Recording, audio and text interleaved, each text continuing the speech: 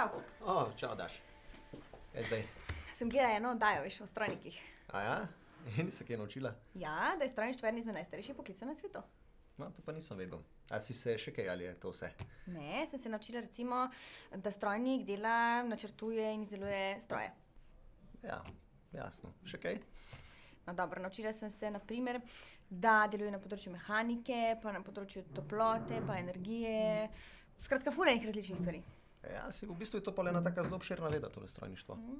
Delajo, ne vem, klimatske naprave, hladilne naprave, dvigala, one tekoče stopnice po trgovinah, robote, vse polno enih stvari v proizvodnji. Pol zraven si lahko pa še, kako se že reče, administrator ali pa menedžer. Čak, menedžer pa strojnik. Kaj pa delajo potem tile? Načrtujejo, analizirajo, sintetizirajo. Ej, pa kjer oddajo? Kje si to gledala, kje si to naučila? Discovery Channel. Discovery. Jaz tudi to rad gledam, ful. Veš kaj predlagam, da gremo medva preveriti, kje se tele mojstri vsega tega naučijo. Cool. Pol si bom jaz izbrala recimo strojni faks. Strojni faks. Ja, tam je veliko fantov, ja. Jaz bom pa najdel eno žensko, ki ima svoje podjetje in je strojna inženirka. Žensko. Žensko, ja.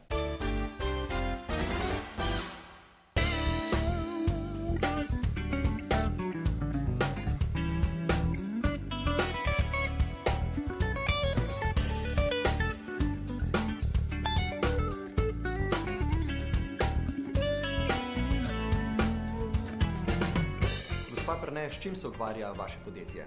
Naše podjetje se ukvarja z izdelavo kontrolnih priprav za avtomobilsko industrijo. To se pravi, da za vse te firme, ki delajo komponente, ki vgrajujejo avtomobile, mi izdelamo kontrolne priprave, v katere potem vložijo te njihove komponente in vidijo, če so dimenzijsko ustrezni. In potem lahko te komponente kasneje, ko jih prodajo naprej, z lahkoto vgrajujejo avtomobile, brez da bi prišlo do kakšnih zastojev. Pravijo, da je strojništvo bolj moški poklic. Kako to, da ste ga vi izbrali? Ja, jaz sem se v bistvu odločila za ta poklic zaradi tega, ker smo imeli podjetje že, moj oče je že, ko sem se jaz rodila, je imel že to podjetje.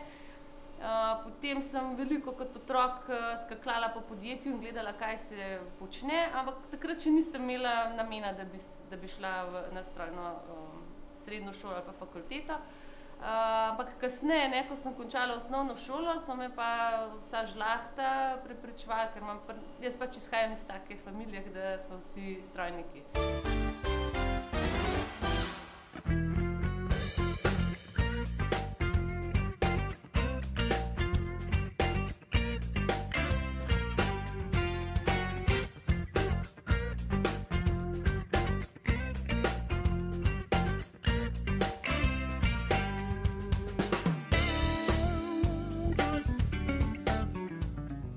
Fakulteta za strojništvo je bila v tehničnem delu ena od soustanoviteljic Ljubljanske univerze leta 1919.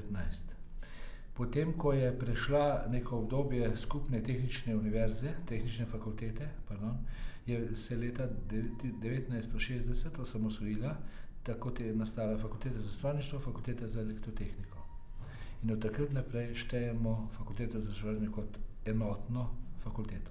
Kako poteka izobraževanje pri vas? Pri nas imamo izobraževanje po Novi Bologni pripravljeno v 3 programih. 2 programa sta za prvo stopnjo, in sicer projektno-aplikativni in razvojno-raziskovalni.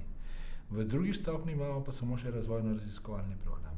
Skupaj z doktorskim študijem imamo torej na Fakulteti za strojništvo vsega skupaj samo 4 programe. To je bistvena razlika. In zato trdimo, da je bolonjska prenova pri nas, poleg tega, da imamo resne, redne profesorje, ki imajo laboratorije, da je uspešna.